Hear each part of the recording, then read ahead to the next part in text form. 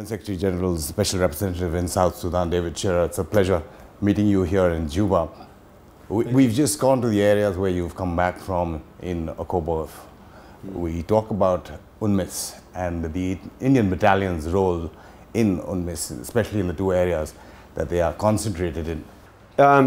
First of all, they're in difficult areas. Both of these areas have had a lot of violence, a lot of conflict, and the Indians in the past have sacrificed, paid the ultimate sacrifice. So we're very, very thankful and grateful for their role. In Okobo in particular, it's a very difficult position and place to be. Very primitive conditions, and yet they've done a very good job in the opposition area. It's the only area that UNMISS is present in an opposition area, and their presence there has meant the coming back of many thousands of people back to their homes. And in addition to that, the humanitarian partners who were there have now nearly tripled in number. So just having that presence has made a very big difference to the security, safety of the region and how people feel in that area. Mr. Shearer, we know you have a personal role both in setting up Okobo itself, as you said, the only UNMISS security presence in internal opposition held area, as well as the first presence on the western side of the Nile, which is in Korok as well, and you've been pushing personally for both of those. How crucial are those areas? You've mentioned Okobo already in terms of the overall situation. They're very important for a couple of reasons. One, obviously, with Okobo, it's opposition-held area, and it has meant that people have come back and felt safe about coming back. In Kodok, it's the same. It's the western side of the Nile. It's a Shilluk area, a tribal area of the Shilluk. It's an area where tens of thousands of people left about a year and a half ago, 2 years ago nearly. But we're seeing people starting to trickle back. By having a presence there, we believe people will come back, feel safe, and at the same time we'll attract humanitarian organisations to come in and help support them. So it has a very big impact in trying to stabilise and normalise the country. And that is the essence of what we're trying to do in peacekeeping. It's trying to be ahead of the curve rather than, in a sense, following it. Apart from the security presence in these two areas in specific, and of course across South Sudan, the presence of, you're mentioning humanitarian agencies can come back because the people are coming back because of the security situation. But the battalions are also making an outreach to the locals, whether it's through veterinary clinics, whether it's through hospitals, education, orphanages. That connect is also extremely important. Look, it's important as peacekeepers that that they establish themselves on the ground and they have links with the local community. The local community respect and want their presence in the area, and that's very, very important. But the real essence of what peacekeepers do, that helps them to be there and develop a relationship with the community. But the real essence of what peacekeeping is all about is creating that stability and security so that people feel safe in their homes. And in South Sudan, where 1/3 of the population, a population of 12 million in total, is displaced, bringing people back to their homes where they can start their agricultural activities, their farming, their animal care, their cattle rearing, that will mean that they can look after themselves and they won't need to depend on the UN and other humanitarian organisations for their survival. It's such an important role. That is the ultimate objective, but the reality on the ground, when you're talking about protection of civilians, they are in camps in many areas. How far do you see them moving back to what your aim is, the areas where they have come from, to setting up their lives again? Well, what we're seeing at the moment, because there's a peace process ongoing in South Sudan, is that the peace process is progressing. As it progresses and people become more confident that it's going to be sustainable, they're starting to move back to their homes. Now, I predict if that continues, then the peacekeeping operation that we have here will be less about purely protection and it'll be about support and assistance to have for people to go back. That'll mean that we'll be doing less static activities around our camps where people are located, and more about patrolling into places where we want them to go to, so that we can see the situation on the ground, provide humanitarian support, security support, so that people have a greater degree of confidence about moving back. I think that's what the change will happen over the next few weeks and few months. For that to happen, it is happening in certain areas, but your presence, I'm talking about the security presence. Freedom of movement is not all that easy, for various reasons, obviously. How is that moving forward in terms of the security angle and what your objective is? Look, we have our challenges, because obviously if there's fighting going on, or the one side or another has a particular operation underway, they don't want us around. Our feeling is very much that we need to be around, and that's the very time where we need to be around more than any other. So overwhelmingly we are allowed access across the country, but we are constantly challenged in different situations on different days with clearances to go, whether it be goods or people, and in particular into those areas where there's perhaps active conflict going on. Our feeling is that if we can get, and we know because we've done this, where we've been able to get in front of the conflict, be proactive and get on the ground, we know something's going to happen, it diminishes the level of conflict, and as a result of that, obviously less people get killed, and less people are displaced. So it's important that we try and think ahead and position ourselves, but sometimes that runs contrary to what the warring parties on the ground are choosing to do. So Shearer, in terms of thinking ahead, now where exactly are you in terms of the renewal of the mandate in March? In other areas where the UN has been responsible or has been present, it has moved to stages where it becomes a stabilization force instead of a peacekeeping force. But that's not the stage currently here. Where are you, and what are you looking for in the renewal of the mandate? The mandate, I think, will stay largely unchanged. There might be a few tweaks. I'll be talking to some of the member states in New York next week.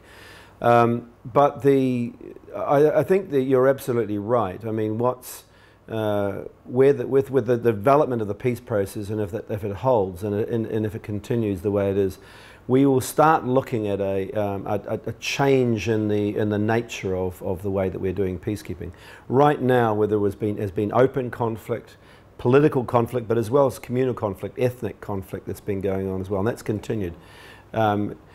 If they can go down, then we are in a position where we can do a lot more support to livelihoods, to helping communities get back on their feet, bringing communities together, reconciliation, that sort of thing. That I think much more interesting, but also much more productive in terms of the long-term future of the country. That's where I think we'll be going if the peace process holds. If it collapses, and I really hope it doesn't, obviously, then we will have to go back to what we're doing now, which is about protection. But let's keep our fingers crossed and hope we go forward. Going forward again, and if you look at how it's developed in terms of resources that you need, the Troika would have provided a lot of your resources in the past, and that's not really happening now.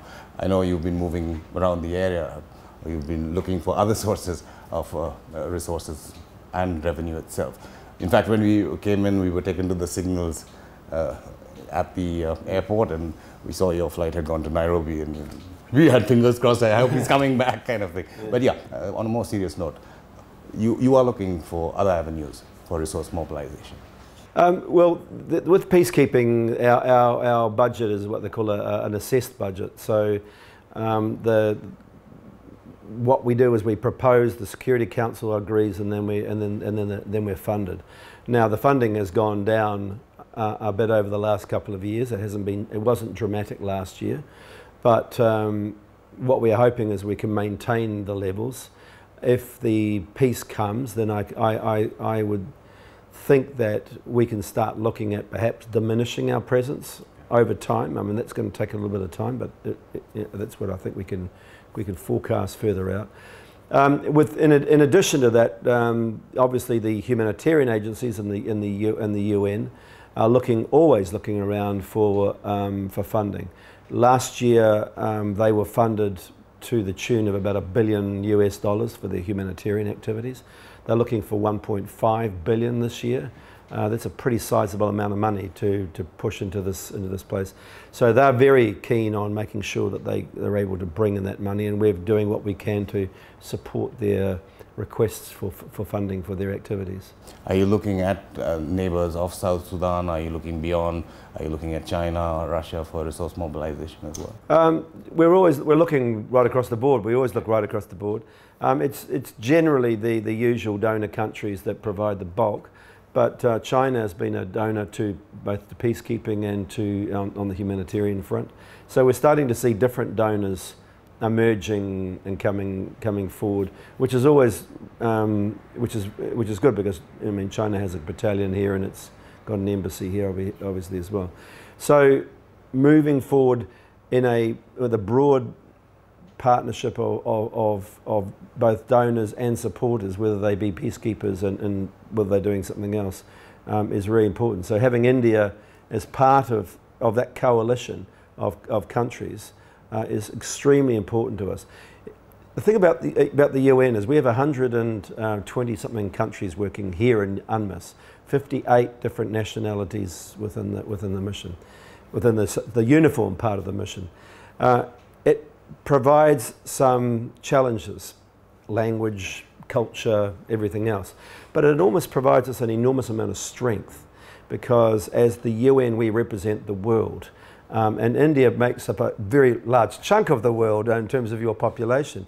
So ensuring that we have countries like India and others with us as we go forward is very powerful, and it epitomizes what is really about what the UN is really about.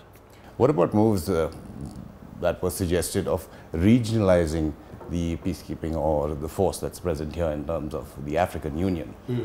Then what would happen? How would that work in terms of the UN and the African Union?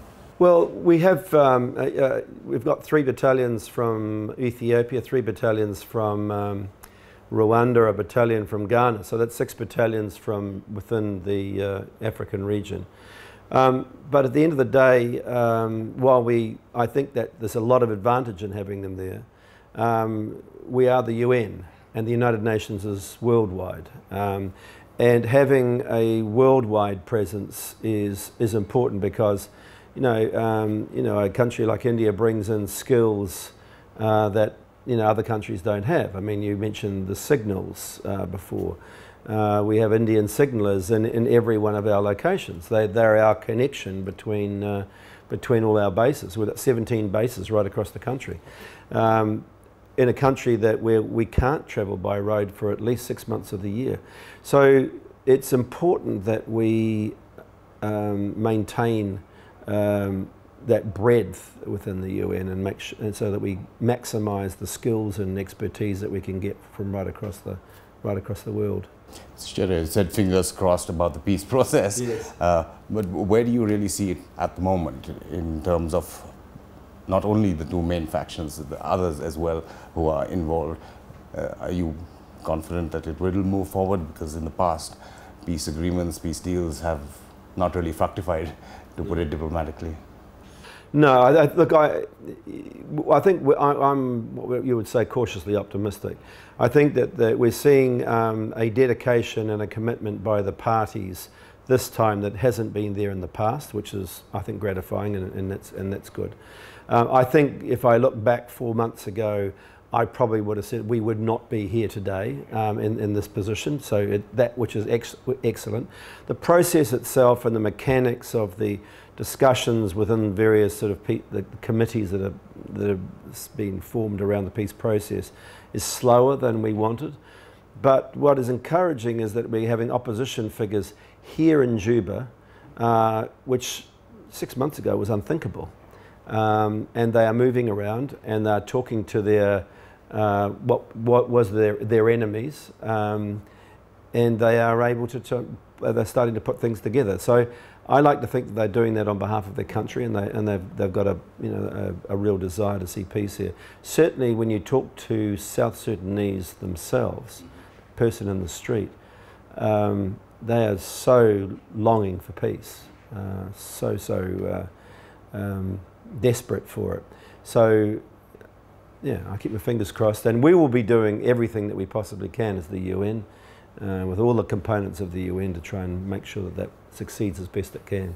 And you have to be very nimble-footed when you're talking about at least two sides, two main sides here, accusations of the UN not being neutral or portraying one side or helping one side or not helping the other. How does that work? Because it's tricky. I have to say, it's tricky. It's never very easy. Look, you know, this is a very new country, and it's the newest country in the world, in fact.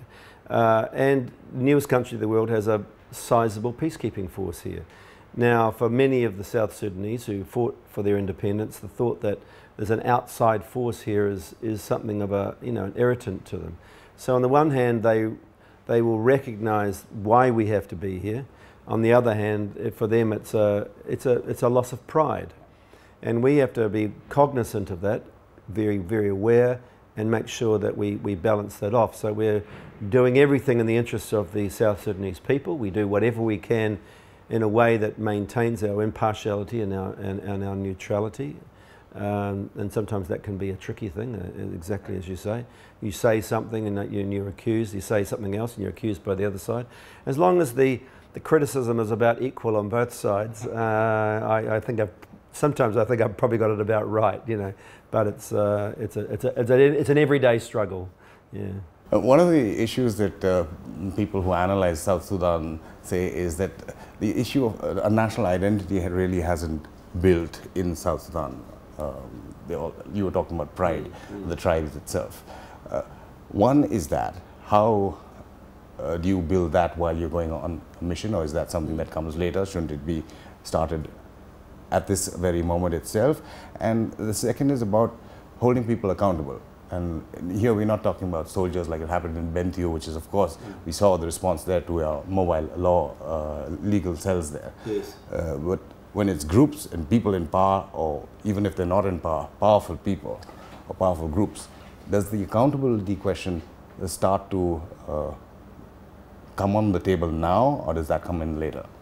Two good questions. I mean, in terms of the feeling of nationhood, there's people who feel they are South Sudanese, but often their ethnic affiliation, their tribal affiliation will be much, much stronger.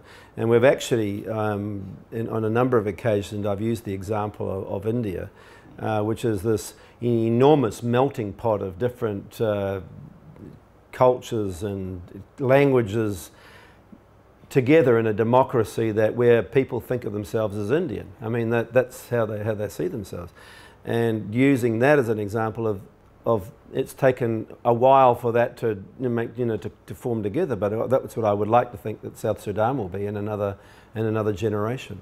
In terms of the accountability, I don't think you can hold accountability off. That's my feeling. I mean, there's a lot of people who think that you should put accountability aside while you try and get the search for peace. But if people are committing atrocities, or people are continuing the fight, or continuing to mobilise or whatever, I think you hold them accountable as you go, because it's very clear within the peace process in particular now that if you are mobilising, if you are launching attacks, if you're committing gender-based violence or whatever, that you should be held accountable. I mean, that's we all know that. So it's important that we don't let that slip. We keep those standards up, because the standards are the standards that ultimately, when you do get peace and you move into becoming a credible government and a state, that those standards are the things that are going to keep you going for a long period of time. But how do you do that when it's the people who are in power, or powerful people who are part of the whole peace process, it's all sides who are involved in it? How do you keep them accountable and yet keep the peace process moving? Well, again, this is not an easy issue. But if there are, we've got a ceasefire monitoring group here called CTSAM, and they publish their reports of ceasefire violations. We support them in pretty much all of their movements, their accommodation and everything else to make sure that that works. That's a very important means of accountability. If there's human rights abuses, we are there reporting on those human rights abuses, trying to attribute where the blame lies, where not just the common person, you know, the soldier on the ground, but how did that soldier come to be here? Why wasn't that, was that countenanced, or was there a chain of command? So we try and do that. But in addition to that, it's important that we work with the groups and the government. And you mentioned the mobile courts before, trying to get the legal system set up so that there is no impunity. Impunity drives excess. If you can squash impunity through the justice system, if people can be caught, they can be tried and they can be jailed, and people can and see that, then it makes an enormous difference to the way that that sort of gender-based violence or whatever will be perpetrated elsewhere. And what was really encouraging with the work that we're doing in the north, where there has been incidents of gender-based violence, we pushed out the courts, mobile courts, brought in prosecutors, brought in judges. We had 45 women in a line waiting to give testimony and give evidence against perpetrators. Now, 45 women standing in the hot sun waiting to be heard is a really good indicator to me that there are people out there who are saying, enough. You know, we want these justice to be served here. So there's positive things coming out of here as well. Yeah.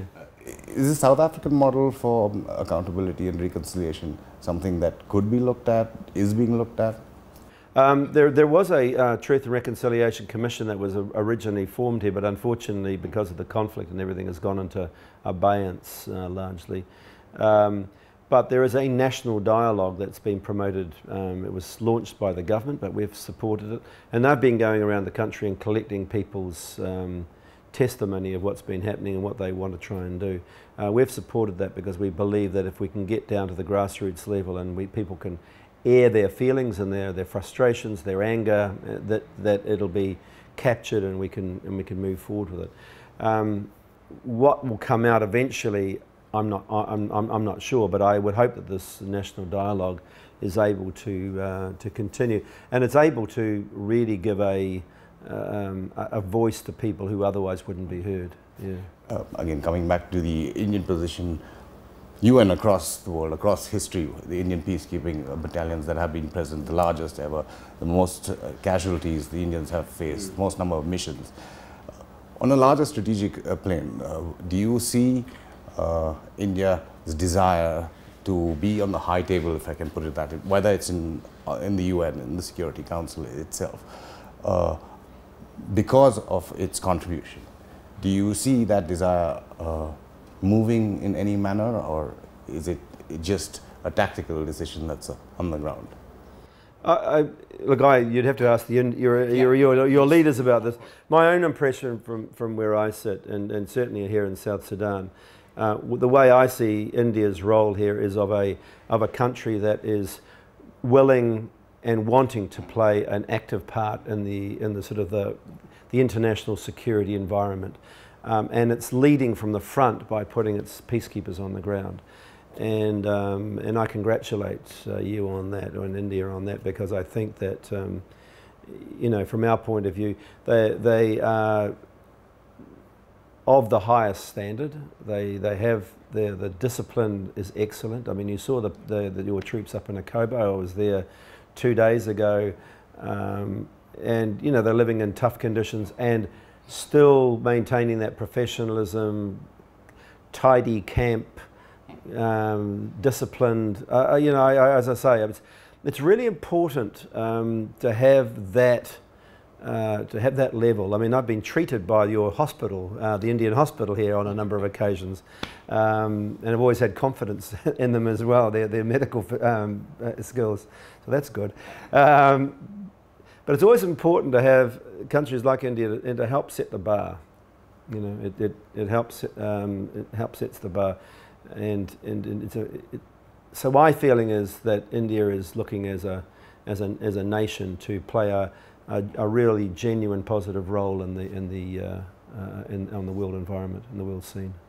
You've repeatedly talked about the Indian security presence and their dedication, discipline, and as I mentioned before, there's that layer which I've seen on the ground in both the battalions, whether it's in Bor, Akobo, Malakal, and in Kodak as well. That the local connect. Though, as you're saying, their primary function is security and to make sure that people feel secure to come back. An individual, maybe, the doctors, the vets. So in both cases, I've seen situations where the locals, some of them would probably be rotating the battalions, maybe not the one in Malakal, but the one in Borsud. And the locals have surrounded the veterinary doctor there and said, "You're not going anywhere. We're giving you 3 plots of land. You can have 3 wives as well." And when he says, "No, I have a wife at home," "Oh, you can bring her as well." You see, it's a tempting proposition. You see, isn't it? Really? Not really, but that angle is so heartwarming to see the immediate impact on the ground. Well, amongst so many people, this is within South Sudan, it's a cow focused. Anyways, I mean, I know the cow is sacred in India, so there's a sort of a connection there in some ways, I think.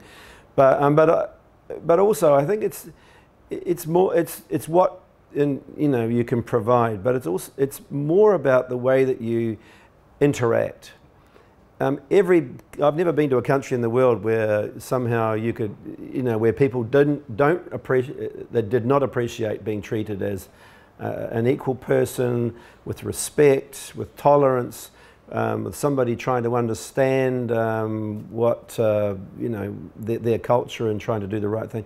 If you approach it from that point of view, people take you into their hearts, and I think that's what you're describing is exactly that. It's really about being taken into their hearts, and they're being respected and being valued for who they are and what they can do for their country. Yeah, Mr. Shearer, thank you so much for your time. It's been an absolute pleasure talking. Thank you very much, and thank you. When you're putting this on, please. My acknowledgement for India's contribution, the sacrifices that they've made, and the work that they continue. We are very, very thankful. Thank you very much. Thanks, sir. Thank you.